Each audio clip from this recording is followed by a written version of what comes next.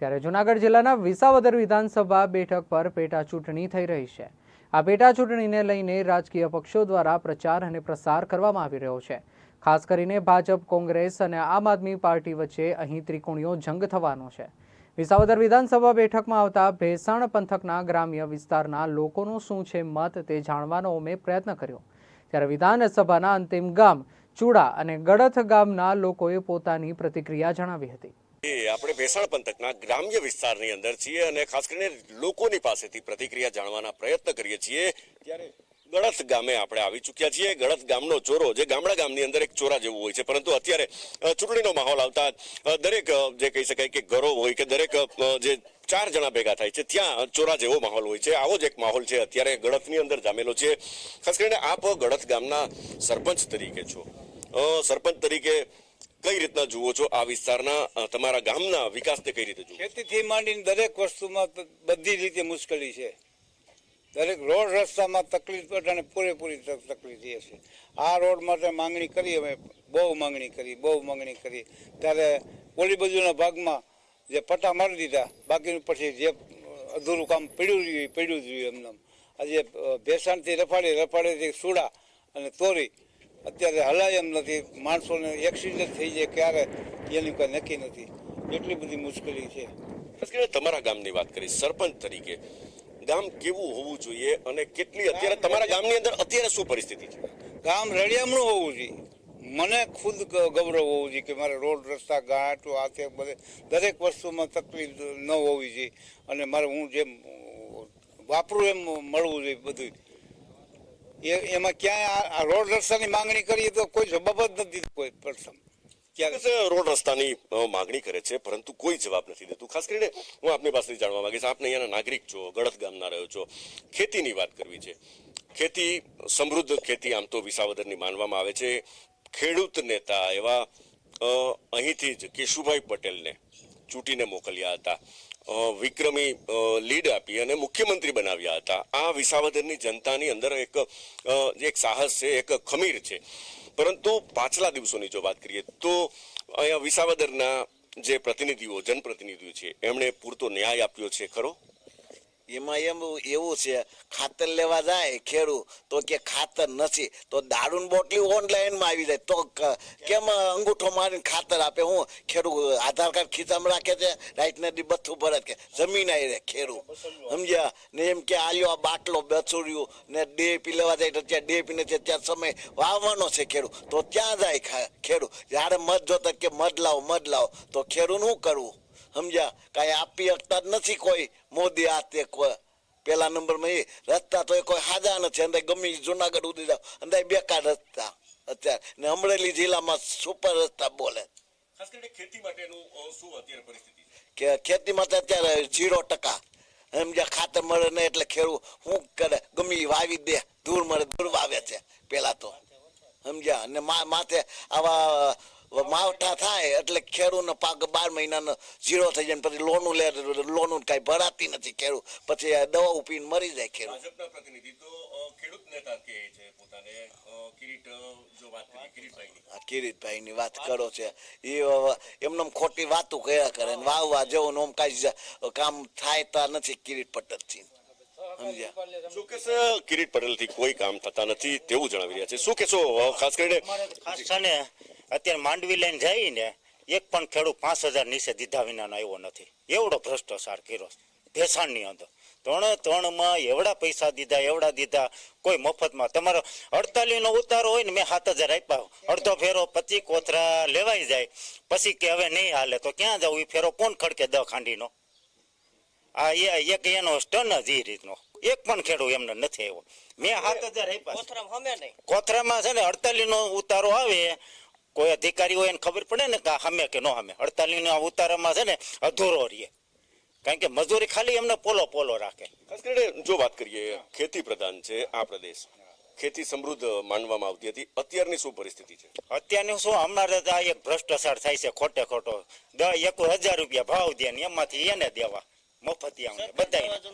અમે ખેતીમાં નવા જૂનો કેરા રાખી શું કરવા બેઠા એક વાવી એ પેદા લઈ આવે, બીજા મોલમાં નાખીએ એટલે એ બધું સાફ છેલ્લા 0%। છોકરાને કપડાનો વેત નથી થતો. તો આ લુગડા બુગડા તૂટી ગયેલા પહેરતા હોય, શું કરવા માંગે. અને આ બાજુનો મંત્રી એમ કહેતા હોય ને આપણા કિરીટભાઈ કે સહકારી કૌભાંડ નથી. આ બાજુનું ગામ ગુંદાડી રહ્યું, મારા સગા સસરા, એના 5 લાખ બેલેન્સ હતી એમાં, અને ઉપાડી લીધા છે. એનું અવસાન થઈ ગયું એના હિસાબથી 5 લાખ રૂપિયાની હાર્ટ એટેક આવી ગયો, 1 વર્ષ થયું ત્યારે. અનિલભાઈ બસુભાઈ સેલડિયા મારા સસરા છે, એના હિસાબથી નથી, એને ટેન્શન આવી ગયું ને એટલે ઓફ થઈ ગયા. એટલે આમાં કિરીટભાઈ બધા રોડ તો હું જુનાગઢ જિલ્લો રેખડો છું, એક પણ રસ્તો સાજો ક્યાંય નહીં. કંટાળી ગયો છું. હું ભાજપનો માણસ હતો. 2020માં આપણે 2002 ની ચૂંટણી કનુભાઈ આવ્યા ને ત્યારે હું પ્યોર ગામમાં કોઈ મિટિંગ નહોતું કરવા દેતો. મેં મિટિંગ કરાવીને આખા ગામને તાર્યું હતું. કનુભાઈ કામ હારા કર્યા, ભાજપે હારા કર્યા. હવે બગડ્યું છે ને તંત્ર, એ હાવ તદ્દન બગડી ગયું છે. એમાં કઈ છે જ નહીં એમ કે હવે આને મત જ નતું. હું તો રસ્તામાં એટલો કંટાળ્યો છે ને, હું આખો જુનાગઢ એરિયો રખડું છું, બરાબર, ઠેઠ હિમાચલ સુધી થયો. હિમાચલના રસ્તા જોવો ને તો તમારો એક રસ્તા તો ગાડી નો કે કિરીટભાઈ તો એમ કહે છે કે પેરિસ જેવા વિઝા બને. પેરિસ શું આગળ આમાં કઈ કહેવાય નહીં બહુ વધારે. પેરિસ શું જોયો પેરિસ ક્યાં છે, એને જોઈશ પેલા પેરિસ ક્યાં આવ્યું અને એના રસ્તા કેવા હોય. શું કે છે ભારતીય જનતા પાર્ટીના ઉમેદવાર વિસાવદરને પેરિસ બનાવવાની વાત કરે છે. કોંગ્રેસે કંઈક વાયદો કર્યો હશે, આમ આદમી પાર્ટીએ પણ વાયદો કર્યો હશે. કેવા જનપ્રતિનિધિની આ વખતે વિસાવદરની જનતાને જરૂર છે? ગોપાલ ઇટાલિયા જવાની. શા માટે? એ ખેડૂત નેતા છે, બધા માણસોનું કામ કરે, નાના માણસોનું ધ્યાન દે. ગમે ત્યાં મિટિંગ હોય, ગમે ત્યાં શોષણથી હોય, ત્યાં બધી ગોપાલ ઇટાલિયા પૂગી જાય. ને ભાજપ વાળા બીજું ગમે ત્યાં હોય ને ત્યાં પૂગે. 2 નંબરમાં છે ગમે ત્યાં, ગમે એ વસ્તુ. પણ કિરીટ પટેલ તો ખેડૂત નેતા કહે છે. કોઈ નથી, કાંઈ નેતા કોઈ છે નહીં, બધું એના મતલબથી કામ કરે છે.